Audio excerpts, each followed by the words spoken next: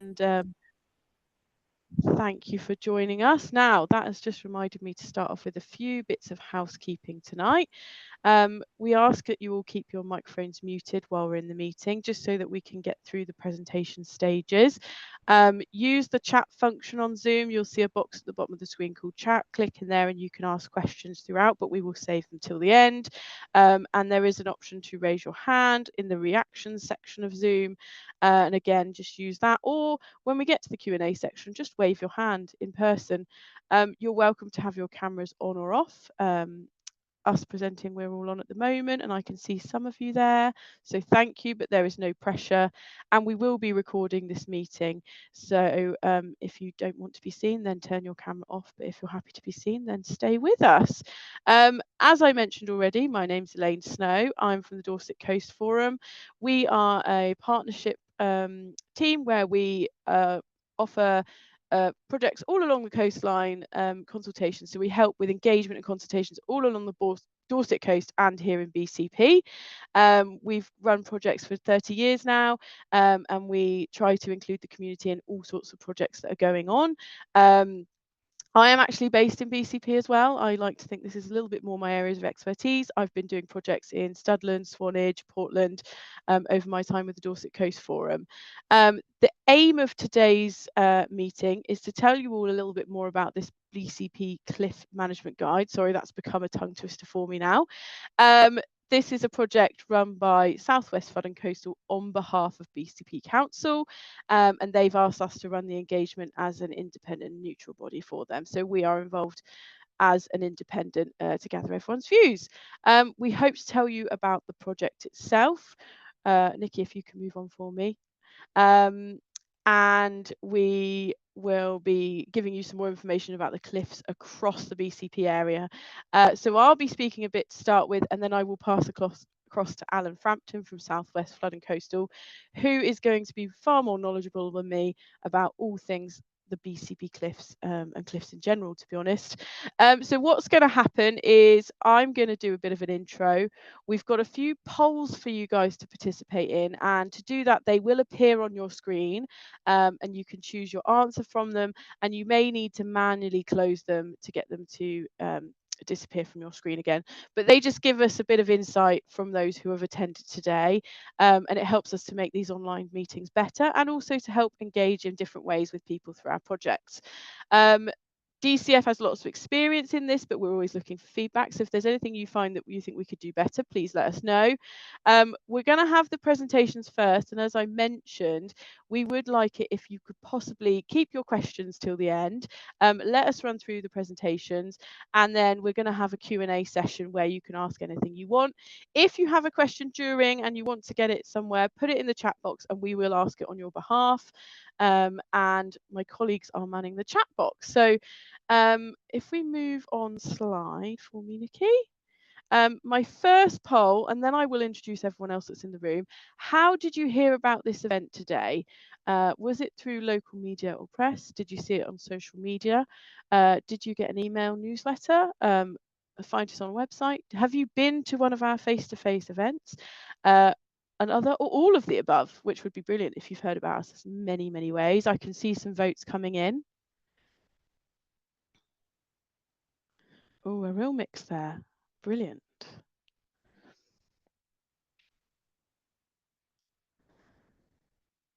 I don't know if you guys can see the answers, but once they finish, Nikki will end the poll, and we can see that lots of you got an email newsletter.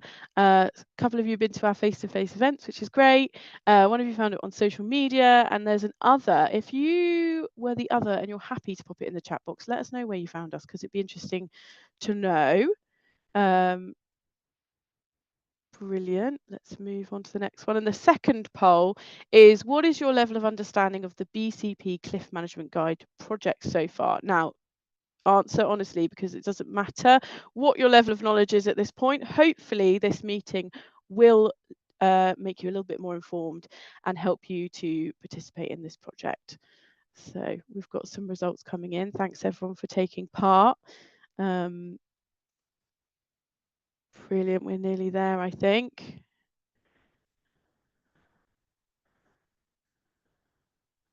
Brilliant. So lots of you have none and a few basic, and that's probably those of you that came along last week. That's brilliant. There is lots to learn. Alan has some interesting slides coming up, so hopefully you will get a lot more useful information. You may have to manually close that.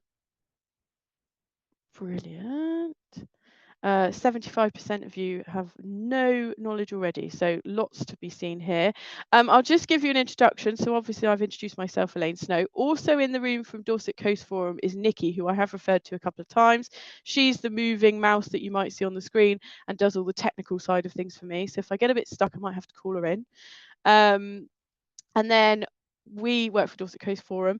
And then from Southwest Southern Coastal, we have Alan Frampton and Catherine Corbin, who Alan is going to talk you through the presentation. And Catherine, I think, might have popped up in the chat box already. She's going to be there posting some links or helping you in the chat box too. So if you need anything, just let us know through the chat box. If you have any problems at all, just let us know. Right, moving on, please, Nikki. So the cliff management project is part of a wider strategy which Alan is going to explain, but the project we're working on, this cliff management guide, covers the area of cliffs all the way from Rockley to Highcliffe. And so some of these images show the area that are covered in it. There's lots of sea cliffs across the BCP Council area, and we've been trying to reach people in all of those areas and engage with them along the way. I'll now pass over to Alan, who is going to talk you through the wider strategy, the sea cliffs across BCP, and all things cliff management guide. Thanks, Elaine. Yeah, hi everyone. Thanks again for, as Elaine said, for joining us webinar on such a nice evening. Yeah, so we're looking, as Elaine said, from Highcliffe over in Christchurch Bay. You may just see a red zone C on the right-hand side of the map. Round Hengistbury Head, the Pool Bournemouth Cliffs zone B in the middle, and then Rockley is over in the left-hand side of the map over in Poole Harbour. We've got a range of geologies and types here.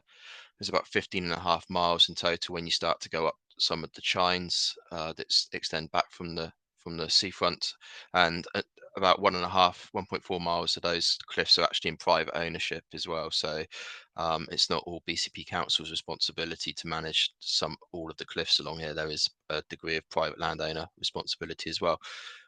Next slide, please, Nikki.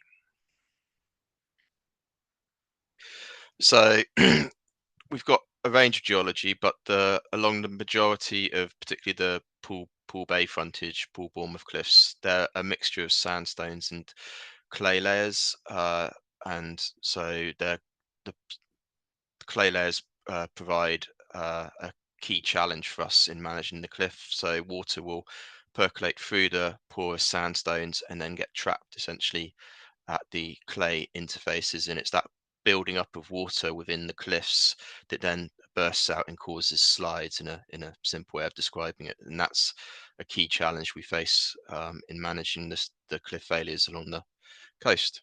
Next slide, please. So this has been an ongoing problem for decades. This is just an illustration of a map we found in the archives as we've been developing the project. This is just the Bournemouth frontage, marking up all the various landslides between 1964 and 1987. So it's a bit hard to read, but there are quite a lot of arrows on there pointing to where failures have occurred. If you go to the next slide, please. And you can still see a lot of the signs of the past landslides we've had in the coastline today. So these are just some aerial images of parts of the BCP coast where past failures have happened. You'll notice that places like Canford Cliffs in the top left image there, where past slips have occurred, you see paths being diverted at the top, and our predecessors have utilised those failures and slips to actually build access paths down the cliffs as well. So actually quite a few of our zigzag paths are located within historic landslips. Next slide, please. And again, we've obviously experienced slips still. So we had the East Cliff lift slip back in 2016, which is on the left-hand side there. We've had the Canford Cliff slip in 2018. And we've also had obviously the West Cliff slip last year as well, which I haven't actually got a picture of on here, but I think we're probably all familiar with that issue there as well. If you go next slide, please. So to manage these, the cliff erosion along the frontage, people have been building coastal defences since the late 1800s, starting off with sea walls. Those sea walls were about stopping the waves attacking the base of the cliffs. As a consequence of that, though, the erosion of the cliffs was slowed, and you started cutting off sand supply to the local beaches. So to counteract that, we started building groins in order to try and trap sediment, but sediment wasn't necessarily coming out of the cliffs. So, and also cliff failures were still happening because the issues were driven by groundwater and rainfall, not necessarily wave action at the toe, which is the issue we have today. So in the 50s to the 90s, a series of cliff drainage and stabilization schemes have been implemented along large lengths of our coast. And those are a legacy system that we've still got, and I'll talk about those a bit more in a moment. And then to counteract the loss of sand along the frontage, the Poole Bay frontage has been receiving beach nourishment material since 1970s, and our last campaign was in 2021, and that has been helping provide sediment. So you slightly preempted me, Nikki, but yes, that's the slide I want to be on. Thank you. So just the next few slides show some of the engineering that's been done to the cliffs at the top and in the slope and at the base of the cliffs over the last few decades. So this is just an example where you see the seawall and promenade being extended and built up at the base of the cliff, and then regrading of the slope occurring towards Flag Head Shrine. Next slide, please. And again, regrading, pinning of the slope was a common practice to try and give it a more stable angle of repose above the seawall and beach. Next slide, please. And this is from the 60s again, as the seawall and promenade was widened and extended. You've got all that material and mass at the base of the cliff is helping prevent wave attacks. So the rate of erosion would be a lot higher if we didn't have the seawall and other coastal defences at the base of the cliff. And this just gives you a sense of the scale of engineering that was involved in that time at Branksome Dean. If you go to the next slide. And then in parts of our cliff, there are a series of what we call sand drain. These are vertical boreholes that were installed over a number of phases. We've got about 700 or so across the entire, mainly Bournemouth section of coast. These are designed to cut through the clay layers that intersect the interspersed within the sandy layers. So rather than the water building up within the sand layers above a clay layer, it will find its way into these drains and be diverted down to sea level at the base of the cliffs and then seep out through groundwater. So next slide, please. And this is just an illustration showing that. So you can see on the yellow vertical highlight on the left-hand side of that image, that's a vertical borehole cutting through the clay layers, which are the dashed lines on that diagram. So if you go to the next slide, please. And then alongside all those other measures, there's been various installation of vegetation. Again, vegetation helps stabilize the surface of the slopes, stops surface slippages and things. Unfortunately, some of the planting that was put in place is now considered non-native invasive species. So actually, we want to take some of that out and use more appropriate material. And we currently have environmental stewardship grants that help pay for that activity in the council. Next slide, please. And this is just an example of where we had one failure in the past at Tofts by East Overcliff Drive. So it's a little bit hard to see, but the original road was more seaward. There's a red dashed line showing the extent of the slip there, and the road was diverted inland of that point as a result of that slip. And we've done a quick calculation. We found out the cost was around £128,000 back in 1968 to do those works. And if you add inflation, it would cost more like £3 million. So if you think if we had those kind of slips along several parts of our coast in short order, there'd be quite a big bill to rectify that. Next slide, please. And then if we go over to Highcliffe in Christchurch Bay, so this is aerial view from 1946 showing the largely clay cliffs here that are slumping and rotating, starting to cut back. So on the right hand side, you'll see Chewton Bunny and the boundary with what is Naishcliffe. And then if we go to the next slide, please, Nikki. And what was done there a while ago was that whole slope was deliberately regraded. There was various drainage put into the slope and a diaphragm wall built at the back of the top of the slope to um, divert water into the drainage system, and then the groins and beach at the bottom of the slope that actually is where the drainage cut discharges from the base of the cliff out to the sea. So if you go to the next slide, please. And this is what it looks like today. Some of you may be familiar with that part of the coast. So we've got a series of paths over the regraded slope. We've got groins helping protect against wave action at the base, and then that red line is where we've got a diaphragm cutoff wall going through the backs of people's properties. And my understanding is there are easements and people's property deeds along that section for that reason. And if we didn't have that scheme, if you look at the right hand side of that image is Naishcliffe, and that's a very similar geology to Highcliffe. And the scheme we've got at Highcliffe, if we didn't have it, the coast would be further back in line with that section at Naishcliffe and look much more like that. So you can see how much protection we've gained from that system over the years. Next slide, please. And this is one of our most recent schemes along the frontage. So this is Canfor Cliff stabilization. So that slipped in 2018, as I showed on an earlier slide. And this was remedied by soil nails and netting. So lots of steel pipes being drilled into the cliff face and pinned, linking together with netting, and then they've been reseeded as well so you'll get vegetation coming back over covering it as well. Next slide, please. So that's a bit of history. So I'm just going to talk a little bit about the cliff management strategy and what we're doing. So if you can go to the next slide, please.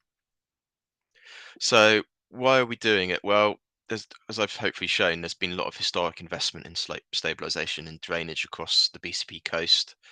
However, over the years, prior to our team forming at BCP Council, the Southwest Flood and Coastal Team, and myself and colleagues joining, our predecessors, a lot of them had retired or moved on, and a lot of the legacy and knowledge about those systems had been gradually forgotten as an organisation. Responsibility for cliff management had been segregated into different teams, and also prior to BCP, it was in three different councils taking three different approaches to how you manage the cliffs. So we thought it would be much more beneficial and to join things up and come up with a consistent approach across the new BCP area. So we look at it in a more holistic way. And that's what we're doing. And when we started to delve into it, we actually realized we kind of only know a decent amount about sections where we've had fairly recent failures. So the image on the right, all the red areas are where we have a lack of understanding at the start of this project, which we're now rectifying. So next slide, please. So the aim of what we're doing is we will have a single integrated approach to managing every section of the cliffs and shines along our coastline. And that will help us coordinate across the various teams within BCP and also communicate with the community and also those private landowners who own sections of the cliff and have responsibilities and liabilities of their own that they need to be mindful of. Next slide, please. So we're basing our approach on good practice guidance for cliff instability and erosion management that was published in 2011, which is illustrated by the green box on this slide. And what we're doing is we're adapting that with additional detail and elements that we need to incorporate to reflect the situation we have in the BCP area. So in addition to what's in the green box, we'll be covering the environmental management of the cliffs, as well, and engagement in comms and emergency planning and incident response aspects that aren't necessarily explicit in that good practice guidance. Next slide, please. So to do that, we're taking an asset management approach. So we're treating the cliffs as an asset system, and we've spent a lot of time analysing and dividing the cliffs up into cliff units, illustrated by the red boxes on the bottom left, and in totality on the top left image. And we're devising an approach that is based on inspection and monitoring. And when we identify concerns or signs of movement, to then that will trigger further investigations, etc. Next slide, please. And that database is at the heart of what will be the final output of this strategy, which is what we're calling the BCP Sea Cliffs in Chines manual, and that will set out clearly how all aspects of cliff management are done, where the interactions between different sectors and services are within BCP Council, etc. So we can all be working to the same integrated approach, and that's going to be overseen by an internal group of senior officers that have been formed into what we call the Cliff Management Working Group that meets about every quarter to discuss what the findings of our cliff asset inspections are, and make decisions about actions to be taken. And then to support that, part of the communication engagement side is this cliff management guide. We were inspired by the good work Dorset Coast Forum have done in a couple of areas of the Dorset coast, where they've produced householder guides for cliff top owners. Example on here is from North Swanage. It was done a few years ago.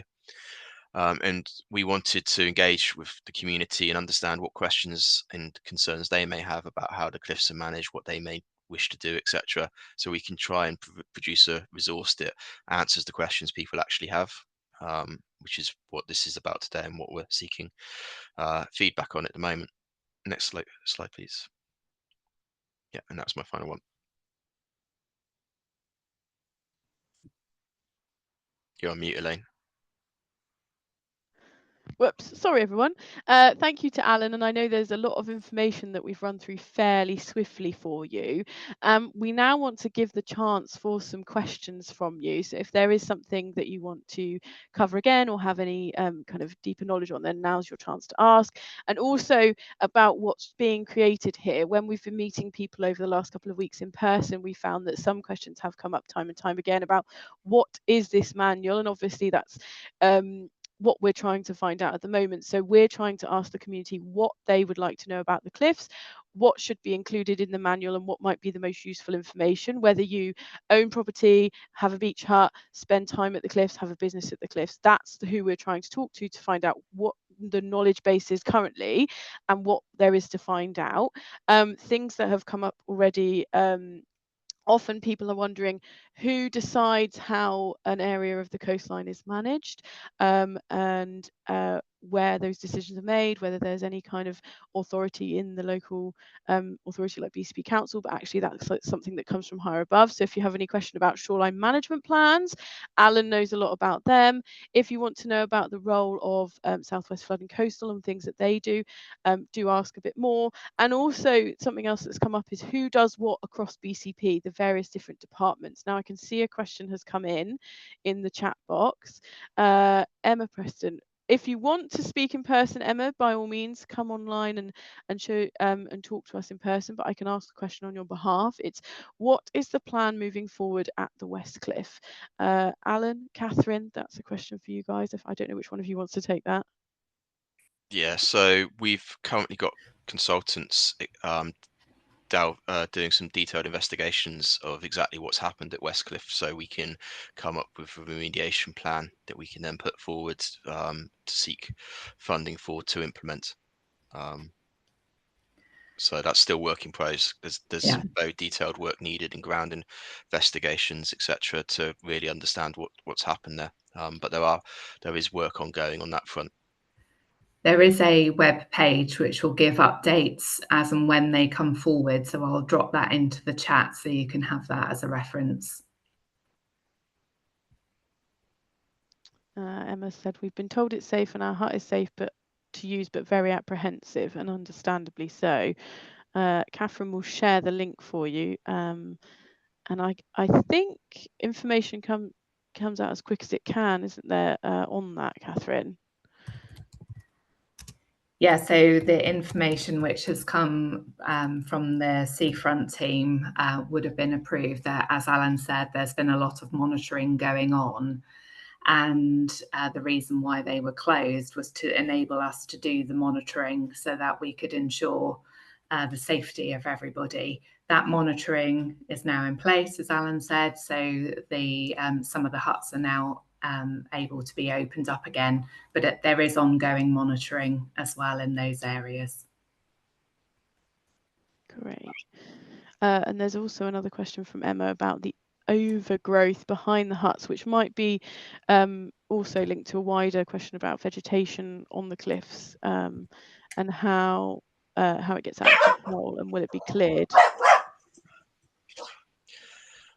Yeah, so sorry, my dog's just decided to get grumpy. Yeah, so I mean, that's all part of looking at the solution for West Cliff in totality. And so there are areas of cliff where we need to remove some vegetation. And that will be considered as part of the works. But yeah, and again, with the cliff strategy in our cliff management manual, there's going to be a whole section on the environmental management as well. And we liaise closely with our environment team over and Natural England as well, because a lot of the cliffs are designated. So there are certain things that we can and can't do in that regard that we have to make sure we get sign off from the right authorities. Brilliant, thank you. If anybody else has a question, please do pop it in the box or raise your hand, both in real life or using the reactions option down there. Something that came up, and I don't know if Alan, you briefly want to explain the shoreline management plan, which dictates what level of management takes place along the BCP coastline. The shoreline management plan relates to the seawall and beaches, so that is the guide for what we are eligible to get central government funding for coastal defences. Unfortunately, the criteria that are applied that lets us get funding for those sea defences at the base of the cliff, the actual stability issues we face with rainfall, groundwater within the cliff slope that I've just talked about is ineligible for that funding. So there is no central government funding for managing the cliff stability itself. So we do have challenge to try and find the funding. Yeah, and it varies depending on the level of the shoreline management plan varies depending on the location around the coastline. A prime example being the difference between Studland and the urban conurbation of BCP are put at different levels, aren't they, Alan? Or, yeah, they have a different policy assigned. So pretty much all of the areas we've talked about where the cliffs are in BCP has a policy to hold the line, and that's to continue to defend the base of the cliff. It doesn't address, it's not a policy about the cliff stability directly. Though if you're defending the base of the cliff, it's based on stopping cliff erosion. So clearly there's a driver there to also stop the instability failures, because that's still coastal erosion. It's just that government nationally doesn't recognise it as being eligible for the same funding source. Okay. Oh, Emma, I was told by a hut user yesterday who got use of theirs yesterday that the vehicles going up and down the promenade has an effect on landslides, which is a concern due to not having bins being used or cleared, and the sand not being cleared. Is this correct? I would say no. The vehicles on the prom are not causing the issues with the landslides, and the weight and sand on the prom and being cleared is not an issue with the landslides. Okay, thanks, Alan. Are there any more questions from anyone? Yeah, one's just come in. So, East Cliff Lift, do you want to ask the question, Elaine? What are the current proposals regarding the reinstatement of the East Cliff Lift? So, East Cliff Lift, as I said, failed in 2016. And I know from talking to predecessors at the council, they've tried several times to get the funding to address that. We were fortunate with the Levelling Up Fund to get funding finally to do something there. The funding we've got, though, is just about making that cliff slope safe and stable, so a future cliff lift could be reinstated. It won't. The Luff project is not going to reinstate a lift, it will stabilize that slope so that area can be reopened up safely. I'll just for clarification, what's a LUF project, Sorry, Alan? levelling up fund, LUF. So it's central government pot of money. So that's what's actually been access to do that work, and it was similar with to an extent, I think, with Canford Cliffs, there was a pot of money from central government made available. It contributed to Canford Cliffs scheme, if I recall. Mhm. So that's how we've been funding some of these works latterly. Brilliant, thank you. Tony's asked, we have a beach hut alongside the slip at Portman Ravine. What is the current state of play there? Yeah, so Portman Ravine slipped last year, and we did some work to reinstate that. I think at the moment we're just monitoring how that's performing. I'd need to double check with my geotechnical engineer on that one. Okay, thank you. And obviously there's monitoring taking place all along the coastline, so there will be different things. Do you want to actually explain how some of the monitoring takes place, Alan? Yeah, so our first pass is the visual inspection, going out looking for signs of movement. We've also got there's aerial photography flown occasionally as well. What we do when we see signs of movement, we will, with our team, we've got surveyors in the team, so we will go out and add monitoring points and go out and survey quite regularly for an initial period of time just to check what is happening. We've got topographic survey and we've got drone survey that we can do in our team to do that, so we're quite rapid, and that allows us to see if we've got a real issue, whether it's we keep a close eye on it. And then in some places we go then on to looking at intrusive sort of monitoring, so looking at boreholes, installing tilt meters, etc. As well. So there's a range of things we can do, and we scale it up depending on the level of risk we assess there to be. Brilliant, thank you.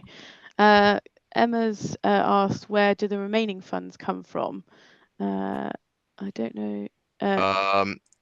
So the funds have largely to come from BCP Council. There is no link, as far as I'm aware, about the parking proposals in that. So I can disabuse you of that myth. That's separate process. Yeah. So, but yeah, at the moment it is generally on the landowner. So I mentioned BCP are responsible for a large part of the cliffs. There's 1.4 miles where we're not, and those individual landowners have a liability and have to fund it themselves. So that's, if you're a landowner with an ownership of the cliff, you have liabilities and responsibilities that you need to be aware of. And part of what we want to do with the guide is to provide answers to questions that landowners may have. So if there's any landowners you're aware of, or if you're one yourself and you've got questions about that, please do let us know what kind of questions you've got. Brilliant, thanks, Alan. Tony's asked, recently there appeared to be a fall of earth behind the huts, but the next day it had disappeared. Was that cleared by the council? I would believe so. Like I said, we're keeping a close eye on it and monitoring, inspecting, and we do go along and try to keep on top of it. So I believe I was told something happened there recently that was dealt with. And again, what we've found through this engagement is that those of you who have beach huts or are at the beach regularly are often more aware of things that are happening or changing. And this is why we are going to the community to ask what you would like to know and what could be in this guide, because you're seeing it all the time and seeing changes happening, which is really helpful. And we've from Dorset Coast Forum point of view, we find that it's the case in many other areas. When I was working in Studland, the beach hut owners had a lot of insightful knowledge about what was going on there. So we really do encourage people to take part. And if there's anyone else that you know that has a beach hut or property or spends a lot of time at the beach that haven't participated yet, please do spread the word to them about this project. Emma says, where our hut is, there is no access behind huts. How can this be monitored behind if there is no access? Which is a very good question. Yes, like I said, we've got our drones, so we actually go and fly our drones along the cliffs as well, so we can get up and behind and see. We've got high resolution photography on our drone, so we can monitor that way. Brilliant. Any more questions from anybody here? We've covered quite a bit of how the monitoring takes place and some specific landslip that have taken place. And obviously there are kind of active cases going on at the moment. I know Catherine's been posting more information in the chat box, and on the webpage for the project I've linked as much as I can, but that 2Bays website has all of the most up-to-date information from South West Flood and Coastal covering the BCP Council area. Greg says, what is the relationship with the South West Coastal team? Do you share drone footage? Do you mean the coastal monitoring team? Would be my question on that. We might need some clarification on that one, Greg, if you don't mind.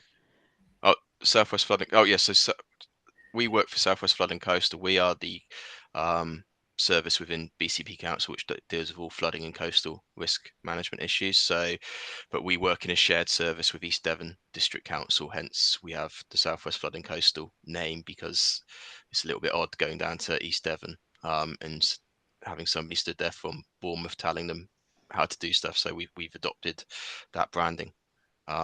So yes, it's within our team. I don't know if that answers your question. Yeah. Okay. There we go. Thanks. Tony's asked, at the online event, I appeared to sign up to several things. Can it be made clear which survey you want us to contribute to? Yes, Tony, there's a link to the survey at the end of this presentation, and I can email it out to everybody that's come along as well. We have a survey open until the 13th of July, and that will ask you what your link is to the cliffs and the coastline, and what you already know and what you would like to know from the cliff management guide. So I will share that with you. Nikki might be able to pop a link to it in the chat box as we're on here. I don't know if she can, or I can try and find that in a second. Emma's asked one question, West Cliff wise. We have been advised a huge amount of sand and cornered section will still be in situ. Is this something that will be there forever? It won't be there forever, but it's serving a purpose. So the sand has been put there because to add weight to the base of the cliff to help prevent it slumping further. So until we can take action to actually stabilize that slope, it will need to be there for a while. We do review the extent of the closures along there regularly, which is why we've recently opened up or reduced some of the extent at both East Cliff and West Cliff that we did have in there, based on the monitoring and the assessment from our consultants about what level of risk was in the safety. So we felt with ongoing monitoring it was safe to reduce the area of compound, but that sand bund will stay there until we stabilized that section, and then it will be put back on the beach where it came from. Brilliant. Thank you, Alan. Tony, there seems to be so many different teams, so hopefully this strategy will provide a single place to liaise with. You're correct. And something that's come up in some of the other engagement is all the different teams that work along the seafront, including the seafront team itself. I don't know if Catherine or Alan, you want to just explain the different people who are working along the cliffs and seafront? Yeah, the main team. So our Southwest Flood and Coastal team, we look after the coastal defences, and we've got the technical knowledge and understanding of how the cliffs are operating and failing, etc. So that we do that inspection and monitoring side of things. Our seafront team have responsibility for maintaining things like the steps and zigzags and promenade surfacing, and health and safety from that point of view. Our environment team look after things like the vegetation, the stewardship grants we have from Natural England to remove invasive species, etc. That's done by them.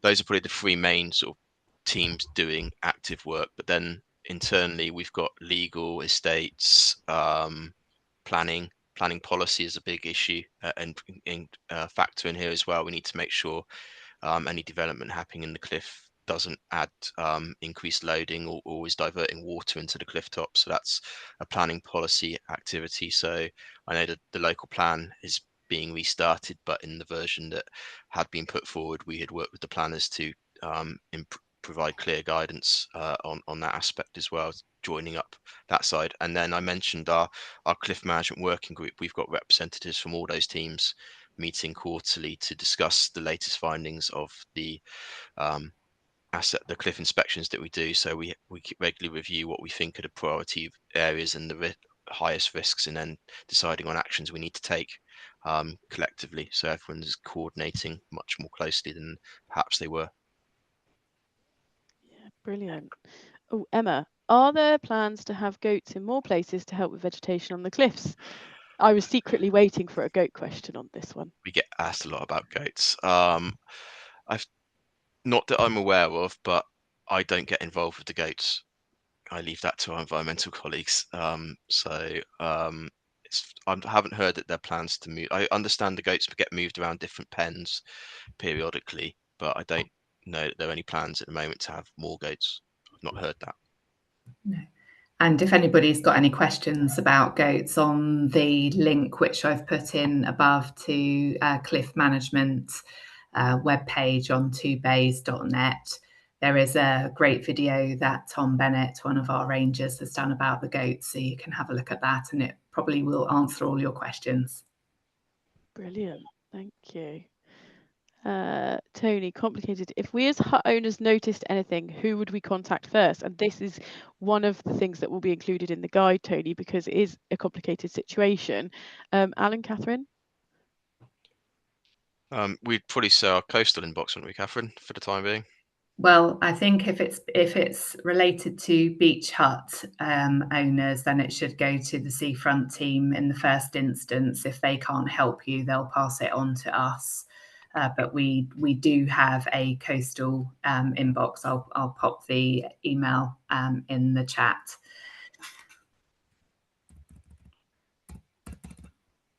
That sounds like a key question we can put in our guide. Yeah. Yeah.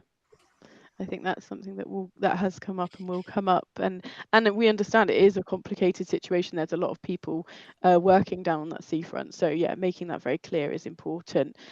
Do we have any further questions in here? I just don't want to cut anyone off early if they have got anything. I will check if anyone is waving in person. I can't see any hands there. Obviously, if there's anything that you think of after today's session, you can email me. My contact details will be at the end of the presentation and on the webpage. So if there's something that you think of that you would like an answer to, you can send that in to me and I can field those. We're in constant contact with Alan and Catherine, and we can get that information back to you. And also, any questions that you think might be helpful for the guide, please include them. I'm going to move us on, I think. Oh, Emma, if we need more bins on the seafront, who do we contact? That sounds like a seafront team question. Yes, that's a seafront question. So lots of the practical side of things will be the seafront team, and obviously they are down there day to day, aren't they? I'm just putting the email in the chat. Brilliant, thank you, Catherine. I will move on. If you have any further questions, please do get in touch, because I appreciate it's a very short session and sometimes these things come through afterwards. I know that it was asked if you could share the information from this presentation, and it will be on the project webpage, so it's there for anyone to see if they would like to know what's going on as well. As for what's next in terms of the project, Harry Jones, the correct type of vegetation is key to stabilizing the cliffs. What is the policy? Yeah, so when we've been doing works latterly, we have been seeking advice with our colleague in the environment team, advises on what appropriate mixes of seed mix, etc., so that we don't go back to what's happened historically, where we've had species that we ideally would not use have in the cliffs as well. So that's the approach. So it's using appropriate native seed mixes. Perfect, thanks, Alan. If anybody has any other questions, I'll keep an eye out. In terms of the project, we will. Harry, please consult Israeli research undertaken in the 1960s. How very helpful. Thank you, Harry. Okay. Thank you. I remember our conversation last week. So yes, thank you. I will take that on board. So for this project, we have an engagement period open until the 13th of July. This is our last engagement session, but please do get in touch if you find there are people who need a little more information. We have a survey open until the 13th of July, and you can access that online through the webpage. And this is the way to give us insight into what you already know and what you would like to know and to be included in that cliff management guide. Please do encourage other people to take part in that survey. You can do it on the webpage, or it's also available at coastal libraries across the BCP area. Harry's also asked, what measures are being taken to prevent oxygen entering the sand drains? There are no measures at the moment in the sand drains. They've got a steel cap manhole cover on the top of them that is not stopping the oxygen getting in. That's part of the problem. Okay. Brilliant. Thank you, Alan. If there's any more, I will just give it a second. But I'm not sure there is. But all the most up-to-date web page information is on our Have Your Say web page, which links will be shared, have already been shared and will be shared throughout. And then once the engagement is closed, we at Dorset Coast Forum will analyse the results and give a report back to South West Flood and Coastal, and we always publish something. So you will see what we found from this engagement process, and we've been out at Highcliffe, Boscombe, Branksome and here online trying to tell people about it and spreading the word through the media and social media and local communication channels. We have the recording of today's sessions, as I've mentioned, and we will be posting that as soon as we can on the webpage. So encourage other people to have a watch. And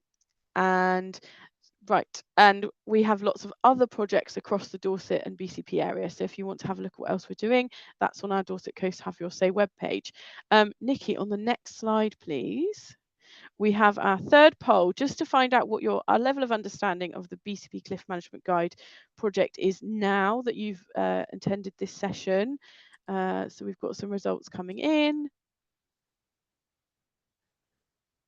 Looks like we've had some improvement, which is really kind and positive from you guys.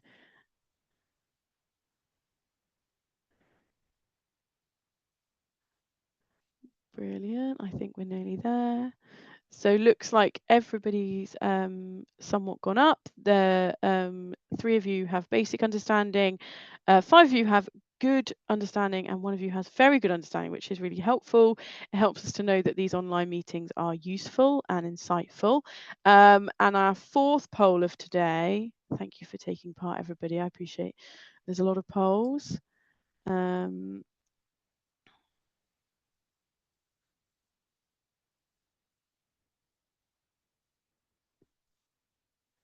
Nikki, oh, I'm not sure what's happened there. Yeah, I've got poll 4 up. People are answering it. I have lost that, so I can't see that anymore. Alan, you might have to just share the results on my behalf. It's disappeared. Yeah, so 7 out of 9, just about right. So brilliant. Thank that's you, good to know. everybody. And if, as I said, if you have any further questions, please do send them in to me. I can look for answers from Alan and Catherine and other people who are in the project team. I want to thank you all very much for attending. As I said at the start, I know it's a lovely day and we've all sat inside for an hour. We all want to be back out in the sunshine. If you have any other questions or comments or feedback about this project or anything else that we're doing at Dorset Coast Forum, please send me an email. My email address is there, elaine.snow@dorsetcouncil.gov.uk. It's also on the web page. You can find it there anytime, and the link to the web page is there for you. I want to thank Alan and Catherine for taking some questions in today, and to all of you for attending. We really appreciate you taking part in these projects. And if you can complete the survey, it would be really, really helpful to know that we're including the very best information in the Cliff Management Guide. Alan, I just think one more question might be the time frame for the guide coming to fruition, if you have any insight for us. Well, we are aiming to get it done sort of around the end of the year, start early next year. So we're aiming to complete the entire strategy project by next March. So we want it to be ready to go with that. So yeah, so hopefully that gives you guys some idea of the turnaround on time on this. But as with anything, you never know what might come up, but we'll be working towards that. So thank you everybody for coming along. I hope you found it very useful. And if there's anything else you'd like to know, get in touch. But we'll see you all again soon. So thank you very much. thank you.